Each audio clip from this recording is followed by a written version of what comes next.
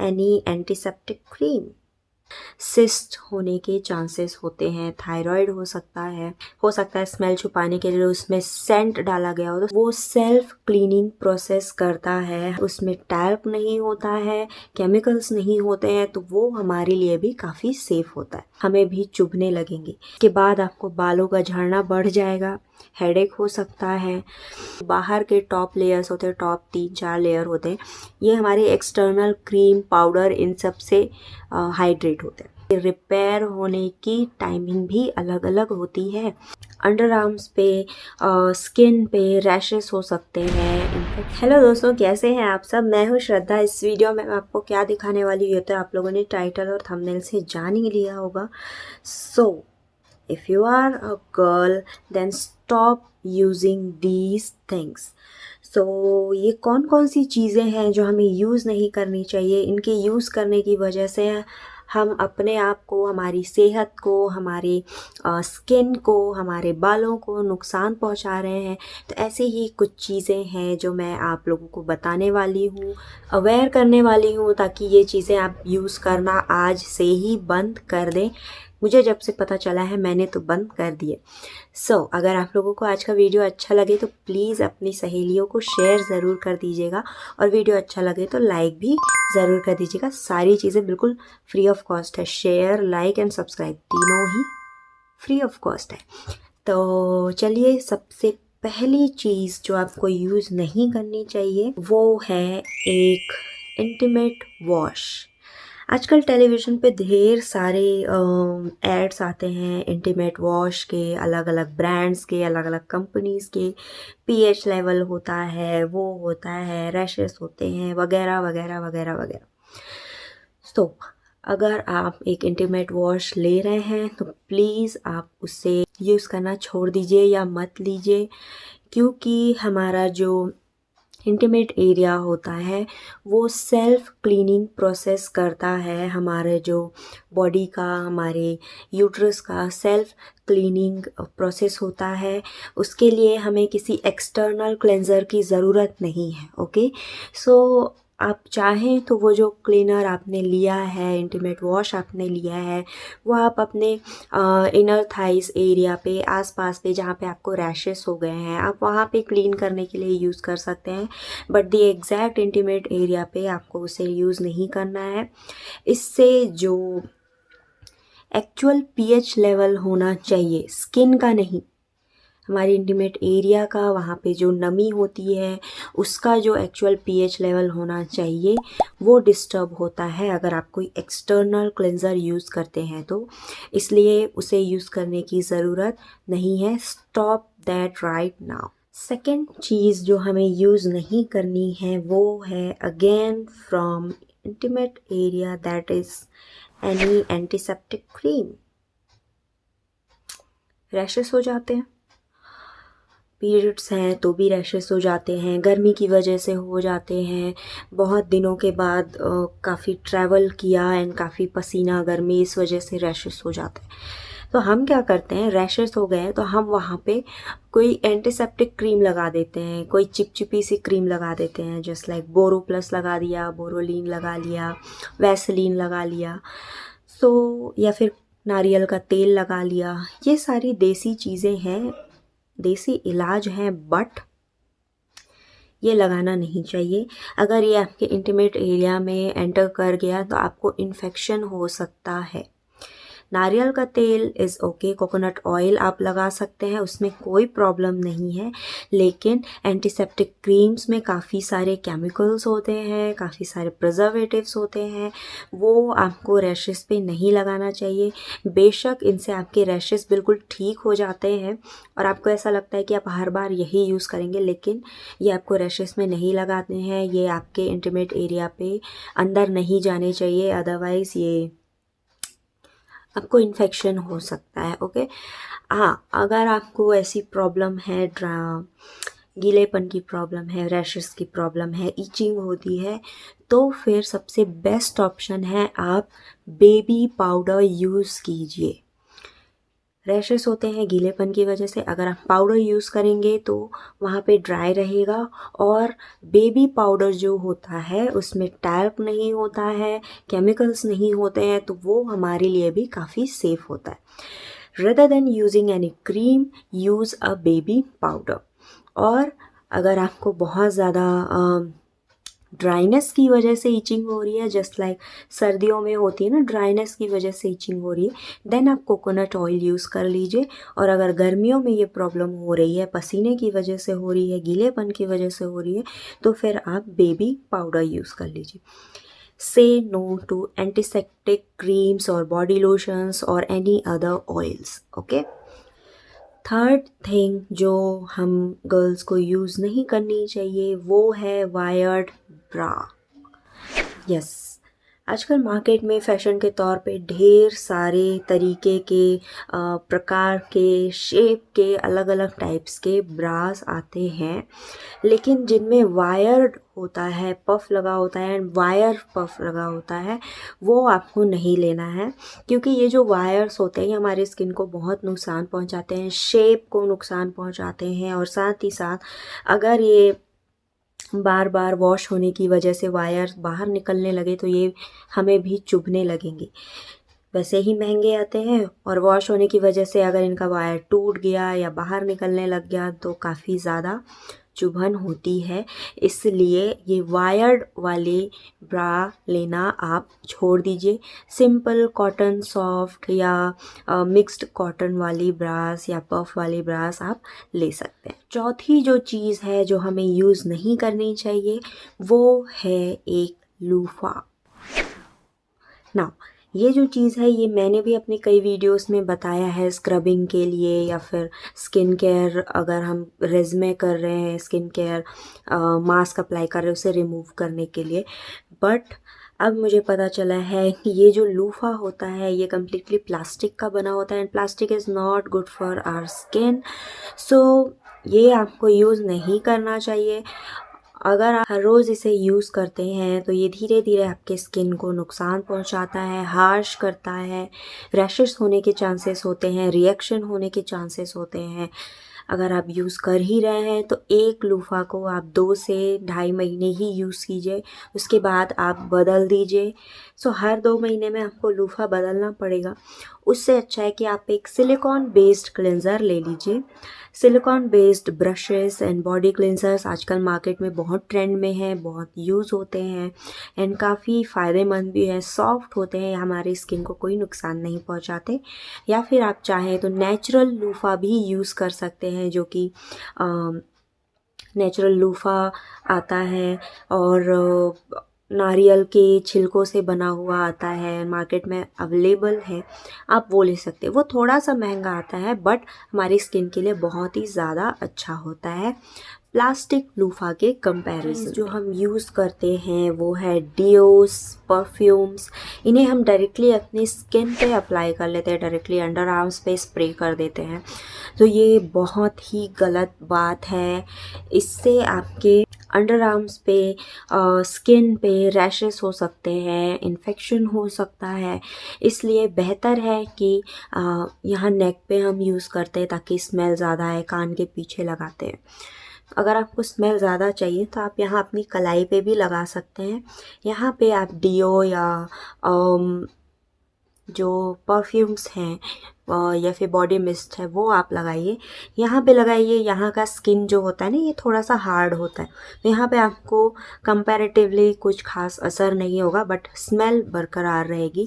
अगर आप यहाँ लगाएंगे, नेक पे लगाएंगे, अंडर आर्म्स पे लगाएंगे, तो ये जो एरियाज है यहाँ की स्किन बहुत सॉफ्ट होती है एंड काफ़ी ज़्यादा सेंसिटिव्स होते हैं। तो यहाँ पे आपको ये केमिकल वाली मिस्ट, स्प्रे या डिओड्रेंट्स वगैरह नहीं लगाने चाहिए। इससे आपको रिएक्शंस हो सकते हैं, अंडर आर्म्स काले हो सकते हैं और ज़्यादा काले हो सकते हैं। सो ये आप यूज़ करना छोड़ दीजिए। आप कपड़ों पे लगाइए, आप कलाई पे लगाइए, बट गर्दन में और अंडर आर्म्स में नहीं लगाएंगे। Okay, next thing which you don't have to use is keratin treatment. Okay, ये मैंने भी एक यूट्यूब वीडियो में देखा तो मुझे पता चला। वैसे मैंने खुद आज तक करवाया नहीं है, बट काफ़ी लोगों से सुना है, काफ़ी फ्रेंड्स ने भी करवाया है। So they are super super harmful. बालों के लिए भी हार्मफुल है, स्किन के लिए भी हार्मफुल है, रूट्स के लिए भी हार्मफुल है। बहुत ज़्यादा फॉर्मेल्डिहाइड यूज़ होता है केराटिन बनाने में। यस, हमारे बाल जो होते हैं जिस प्रोटीन से बने हैं उसे केराटिन कहते हैं, लेकिन हम एक्सटर्नल केराटिन जो बनाया जाता है उसमें ढेर सारा फॉर्मेल्डिहाइड होता है जो हमारे बालों को, हमारे रूट्स को, हमारे स्कैल्प को नुकसान पहुंचाता है। इंस्टेंटली ये केराटिन स्मूथनेस की वजह से इंस्टेंटली रिजल्ट मिल जाते हैं, और स्ट्रेट करने के लिए आपके बालों को 200 से ऊपर डिग्री सेंटीग्रेड पे हीट किया जाता है। स्ट्रेटनर को इतनी ज़्यादा टेम्परेचर पे आपके बालों पे रखा जाता है। सो कैन यू इमेजिन इससे बालों को कितना नुकसान हो रहा है। और ये जो केराटिन ट्रीटमेंट है, नो मैटर बहुत अच्छा रिजल्ट आता है, बट इसके बाद आपको बालों का झड़ना बढ़ जाएगा, हेडेक हो सकता है, बहुत ज़्यादा रैशेस हो सकते हैं, स्कैल्प में बहुत ज़्यादा इचिंग हो सकती है। बाल जब आपने ट्रीटमेंट करवाया तब तो अच्छे लगेंगे, बट जैसे जैसे ये केराटिन निकलते जाएगा ना, जो एक्सटर्नल लगाया था, वॉश करने के साथ धीरे धीरे निकलते जाएगा, बाल पहले से भी ज़्यादा ख़राब हो जाएंगे। सो इट्स बेटर कि आप ये केराटिन ट्रीटमेंट अवॉइड करें। बहुत ज़रूरी है, किसी स्पेशल ओकेजन के लिए जा रहे हैं, करवाने का मन ही है तो एक आध बार करवा लीजिए, बट बार बार महीने में 2 बार करवा रहे हैं ऐसा नहीं करना है बाबा। किसी स्पेशल ओकेजन के लिए एक बार करवा लिया, उसके बाद आपके बाल जैसे हैं आप वैसे ही रहने दीजिए। Natural shampoos, conditioners, home remedies use कीजिए अपने बालों के लिए, ताकि आप उनकी इलास्टिसिटी, उनका प्रोटीन बरकरार रख सकें। एक्सटर्नल प्रोटीन, केमिकल बेस्ड वाली प्रोटीन्स लगाने की ज़रूरत नहीं है। प्रोटीन वाली डाइट लीजिए, प्रोटीन वाले नेचुरल होम रेमेडीज़ यूज़ कीजिए जिसमें केमिकल नहीं है। फ्लैक्स सीड्स है, बनानास है, कर्ड है, बहुत सारे स्मूथनिंग के लिए ऑप्शंस है आपको बालों में अप्लाई करने के लिए। ढेर सारी वीडियोस यूट्यूब पे अवेलेबल हैं होम रेमेडीज़ के बालों को स्मूथ करने के लिए, कुछ मैंने भी बताए हैं। सो इस तरीके से आप यूज़ कर सकते हैं। एक्सटर्नल केराटिन ट्रीटमेंट आपको हर बार लेने की ज़रूरत नहीं है, कभी कभी स्पेशल इज़ ओके। अगली मिस्टेक जो हम करते हैं, हमें नहीं करनी चाहिए, वो है फेयरनेस क्रीम्स। मुझे याद नहीं है मैंने लास्ट टाइम फेयरनेस क्रीम कब यूज़ किया था, बचपन में किया था। फेयरनेस क्रीम्स क्यों नहीं यूज़ करनी चाहिए, ये तो मैंने खुद जो यूट्यूबर देखा था, फिट ट्यूबर का वीडियो मैंने देखा था सर का, बहुत ही अच्छा कंटेंट उन्होंने बनाया है, गर्ल्स ये चीज़ें यूज़ ना करें। सो मैंने जब ये वीडियो देखा तब मैंने खुद ढेर सारी चीज़ें सर्च की और काफ़ी सारी चीज़ें मुझे ऐसी मिली जो हमें यूज़ नहीं करनी चाहिए। सो फेयरनेस क्रीम का रीज़न उन्होंने बताया था कि उसमें बहुत सारे केमिकल्स, हार्श केमिकल्स यूज़ होते हैं, skin whitening products chemicals use होते हैं जो हमारे स्किन को कुछ हद तक टैन को रिमूव तो कर देते हैं, लेकिन हमारी स्किन को बहुत नुकसान भी पहुंचाते हैं। एक और रीज़न उन्होंने बताया था जो मुझे वाकई में बहुत अच्छा लगा, और मैं अपना रीज़न भी आपको बताऊंगी जो मैंने सर्च किया और मुझे पता चला है। एक बहुत ही अच्छा रीज़न उन्होंने बताया था, ये जो फेयरनेस क्रीम्स होती है इनका ऐड अगर आप लोगों ने देखा होगा तो उसमें ये बताता है कि जो सांवले हैं, काले हैं, उनके लिए इस दुनिया में कोई जगह नहीं है, ना जॉब मिलेगी, ना लाइमलाइट में आप आ सकते हैं। वेयर एस अगर आप गोरे हैं, फेयर हैं, तो आपको सब चीज़ मिलेगी, आप हर चीज़ में आगे रहेंगे। दैट इज़ टोटली रॉन्ग जो कि उन्होंने बताया है, एंड ये सच में ऐसा होता है हमारे कंट्री में, हमारे देश में। ये ऐड को स्प्रेड करने का जो तरीका है ये बिल्कुल ही गलत है। सो फेयरनेस क्रीम्स आपको यूज़ नहीं करने हैं। फर्स्ट ऑफ ऑल उन्होंने जो रीज़न बताया था वो ये था कि उसमें बहुत ज़्यादा केमिकल्स होते हैं और हमारी स्किन को नुकसान पहुंचाते हैं। दूसरा रीज़न मैं आपको बताती हूँ, दूसरा रीज़न है फेयरनेस क्रीम से इतना सा भी मॉइस्चराइजेशन आपको नहीं मिलेगा। हमारी स्किन को जो नमी चाहिए, मॉइस्चर चाहिए, वो इतना सा भी नहीं मिलेगा। चाहे गर्मियाँ हो चाहे सर्दियाँ हो, स्किन को एक एक्सटर्नल मॉइस्चर की ज़रूरत पड़ती है। हम जो खाते हैं, पानी पीते हैं, दही खाते हैं, जो भी चीज़ें हम खा रहे हैं, खाना पीना, इन सब से इंटरनल हाइड्रेशन हमें मिलता है और वो बहुत ज़रूरी है। लेकिन एक्सटर्नली बाहर की हवा, धूप, बाहर का ठंडा या गर्म पानी, ये हमारी स्किन को ड्राई करता है। ऊपर का जो लेयर होता है ना स्किन का, स्किन बहुत मोटा होता है, कई लेयर्स होते हैं उसमें। अंदर के लेयर्स हमारे खाने पीने की वजह से हाइड्रेट होते हैं, एंड ये जो बाहर के टॉप लेयर्स होते हैं, टॉप 3-4 लेयर होते हैं, ये हमारे एक्सटर्नल क्रीम, पाउडर, इन सब से हाइड्रेट होते हैं ना। फेयरनेस क्रीम वो वर्क नहीं करता है जो एक मॉइस्चराइज़र कर सकता है।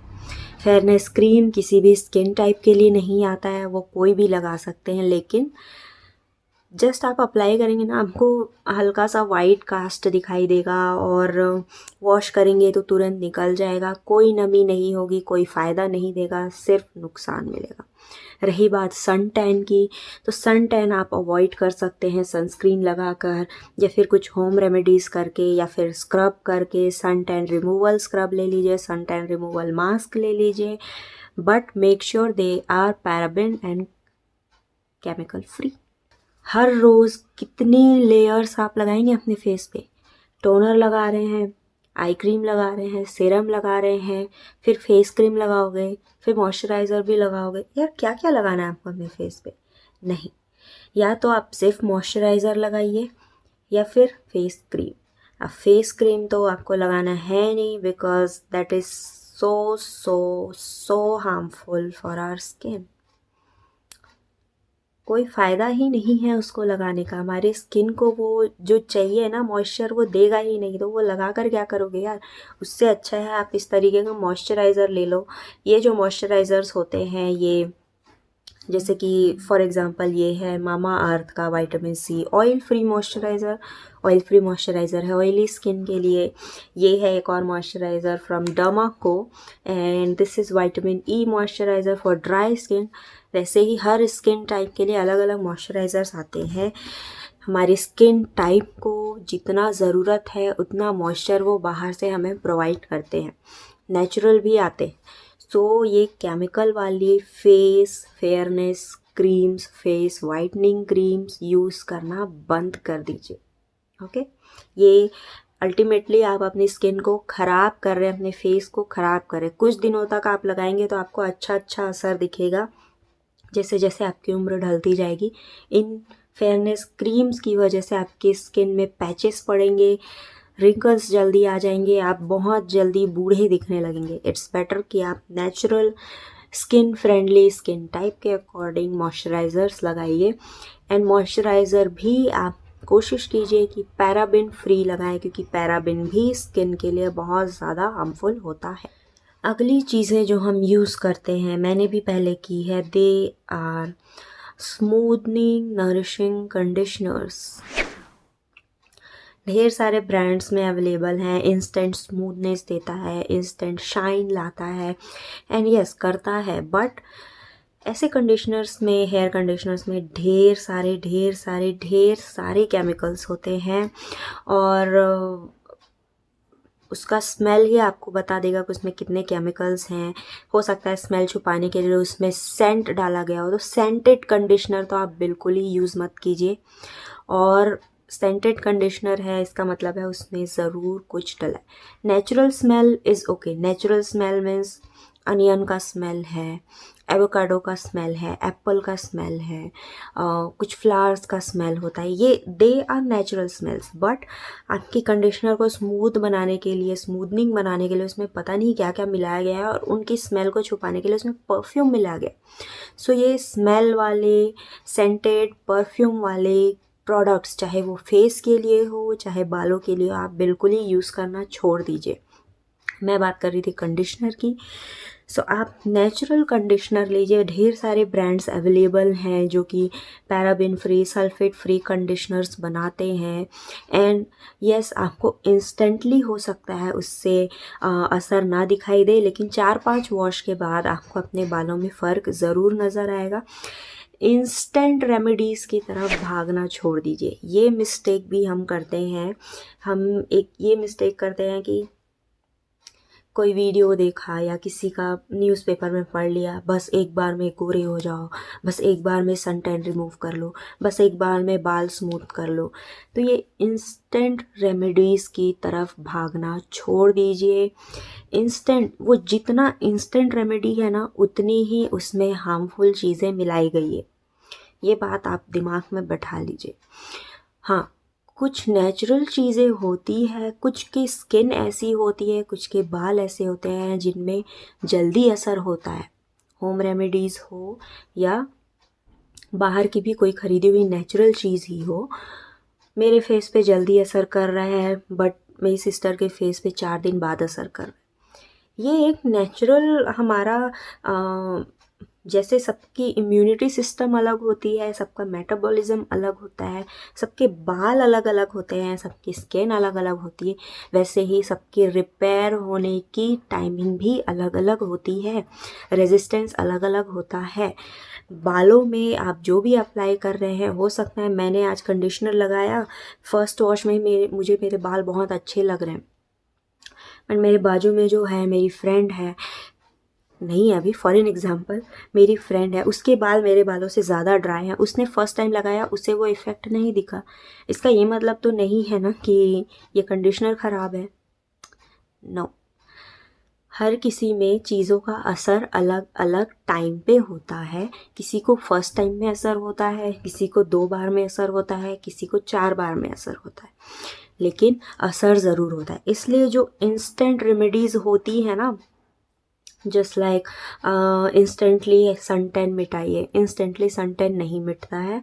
मैं पहले ही बता दूँ, आप कुछ भी लगा लो, इंस्टेंटली सन टैन नहीं, कुछ भी, मतलब स्किन फ्रेंडली नेचुरल चीज़ आप कुछ भी लगा लो, सन टैन नहीं मिटेगा, कम ज़रूर होगा। आपको 4 से 5 बार लगाना ही पड़ेगा, उसके बाद कम्प्लीटली ठीक होगा। अगर आप कोई वीडियो भी देख रहे हैं ना जिसमें लिखा हुआ है कि वो इंस्टेंटली आपका सन टैन रिमूव कर रहे हैं, कालापन दूर कर रहे हैं, रैशेस ठीक कर रहे हैं, पिंपल्स ठीक कर रहे हैं, आप खुद देखिएगा, वो सिर्फ टाइटल में लिखा होता है।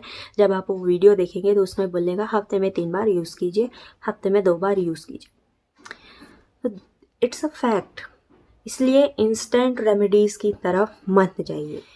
एक और गलती है जो हम करते हैं, वो ये है कि हम वेट लॉस की तरफ बहुत तेज़ी से भागते हैं। हम चाहते हैं कि हमारा वेट लॉस बहुत जल्दी जल्दी हो जाए। यार, हम लड़कियों का वेट ना बहुत जल्दी बढ़ता है और कम जल्दी नहीं होता है। हार्मोनल इश्यूज़ की वजह से कई बार तेज़ी से बढ़ जाता है, और कम करने के लिए हम ना जाने तरीके की चीज़ें यूज़ करने लग जाते हैं। वीडियोस देखते हैं, 7 दिन में 4 किलो कम करो, 5 दिन में 5 किलो कम करो, 1 महीने में 20 किलो कम करो। हो जाता है, नो डाउट, लेकिन इसके बाद आपके शरीर को इंटरनली जो नुकसान पहुंचता है वो आपको कुछ सालों बाद पता चलता है। इसलिए ये इंस्टेंट होम रेमेडीज़ या इंस्टेंट डाइट, इंस्टेंट एक्सरसाइजेस पे मत जाइए। एक प्रॉपर डाइट प्लान होता है, प्रॉपर वेट लॉस प्लान होता है। एक दिन में आपको इतनी कैलोरीज लेनी है, एक दिन में आपको इतने मिनट का ही वर्कआउट करना है। इस तरीके का एक प्रॉपर रेशियो होता है, उस रेशियो पे आपको वर्क करना है। ऑन एन एवरेज 1 महीने में अगर आपका 6 किलो तक का कम हो रहा है, that is cool, that is very nice. But अगर 1 महीने में आप सीधा 10 किलो 12 किलो कम कर रहे हैं, मीन्स आप गलत डाइट एंड गलत वर्कआउट की तरफ जा रहे हैं। आपको अच्छा तो लगेगा कि वेट लॉस हो रहा है, बट देखना ना, आपका फेस गड्ढा गड्ढा दिखाई देने लगेगा, उतरा हुआ दिखाई देने लगेगा। एंड 2-3 साल बाद आप पतले तो हो जाएंगे, लेकिन शरीर में वो एनर्जी नहीं रहेगी, वो इम्यूनिटी नहीं रहेगी। इसलिए कंप्लीट खाने के साथ, अच्छे खाने के साथ, अच्छी डाइट के साथ अपना वेट लॉस रूटीन कीजिए, अच्छा न्यूट्रिशन लीजिए, और उसके बाद देखिए आपका वेट लॉस जो प्रॉपर रेशियो में वेट लॉस होगा ना, उससे आपकी स्किन भी अच्छी दिखेगी, आप हेल्दी भी दिखाई देंगे। पतले होने के साथ साथ आप हेल्दी भी दिखाई देंगे। एक बहुत ही बड़ा मिस्टेक है, बहुत बड़ी गलती है जो लड़कियां खास करके मैरिड लड़कियां करती हैं, और वो ये है पिल्स का इस्तेमाल करना। See these 21 days contraceptive pills, ये जो होती हैं गर्भ निरोधक गोलियां होती है, ठीक है ऐड में आता है इनका कोई साइड इफ़ेक्ट नहीं होता है, नहीं होता होगा, लेकिन इनसे बहुत हार्मोन्स चेंज होते हैं, और अगर आप लंबे समय तक ये गोलियां लेते हैं तो आपका हार्मोन इतना चेंज हो जाता है कि आपको पीसीओडी, पीसीओएस, सिस्ट होने के चांसेस होते हैं, थायराइड हो सकता है, बहुत सारे हार्मोनल डिसीज़ हो सकते हैं, हार्मोनल डिसऑर्डर हो सकता है। इसलिए बिना किसी गायनेकोलॉजिस्ट के सजेशन के आप अपनी दवाइयाँ शुरू भी मत कीजिए, एंड बिना उनके सजेशन के बंद भी मत कीजिए, बिना उनके सजेशन के बदलना भी नहीं। सी आपका वेट कितना है, आपकी उम्र कितनी है, आपको कितने टाइम तक इसकी ज़रूरत है, ये सब देख कर ही आपके गायनेक आपको एक प्रॉपर दवाई की सलाह देंगे। कॉन्ट्रासेप्टिव पिल्स ढेर सारे आते हैं, अलग अलग ब्रांड्स के आते हैं, अलग अलग कंपोजिशन वाले आते हैं, किसी में प्रोजेस्टेरॉन ज़्यादा होगा, किसी में एस्ट्रोजन ज़्यादा होगा, इस तरीके की अलग अलग चीज़ें आती हैं। So that is another topic, progesterone and estrogen that are another thing. So उनमें जो कंपोजिशन होता है ना आपके हार्मोन्स को चेंज करने का, वो अलग अलग होता है। सो अगर आपने ए कंपनी का लिया है और डॉक्टर आपको बी कंपनी का सलाह कर रहे हैं, पर आप अपने ही ए कंपनी वाले पे टिके हुए हैं क्योंकि यार मुझे यही अच्छा लगता है, नो, आपको जो डॉक्टर सलाह दे रहे हैं उसको सुनिए, और बिना उनकी सलाह के आप अपनी मर्ज़ी से तो कोई भी दवाई शुरू मत कीजिए। कौन सी दवाई में कितना कंपोजिशन है, कितना केमिकल है, कितना हार्मोनल बैलेंस है, आपको कितने दिनों तक ज़रूरत है, आपका शरीर कैसा है, आपकी एज के हिसाब से वो आपको प्रिस्क्राइब करते हैं। इसलिए आप उनकी सलाह ज़रूर लीजिए, उसके बाद शुरू कीजिए। और अगर आप बंद करना चाहते हैं या हर 3-4 महीने में आप उनके पास जाइए, पूछ लीजिए आपको बंद कर देना चाहिए या कोई हो सकता है वो दवाई चेंज कर दें। एक ही कॉन्ट्रासेप्टिव, एक ही कंपनी का कॉन्ट्रासेप्टिव आप लगातार ज़्यादा दिनों तक मत लीजिए, बहुत ज़्यादा हार्मोनल चेंजेस हो जाएंगे और इसी से आपको पीसीओडी एंड सिस्ट होने का खतरा हो सकता है। सो ये था मेरा आज का वीडियो। आई होप आप लोगों को पसंद आया होगा। अगर अच्छा लगा हो तो शेयर ज़रूर कर दीजिएगा। Thank you so much guys, thank you so much for watching.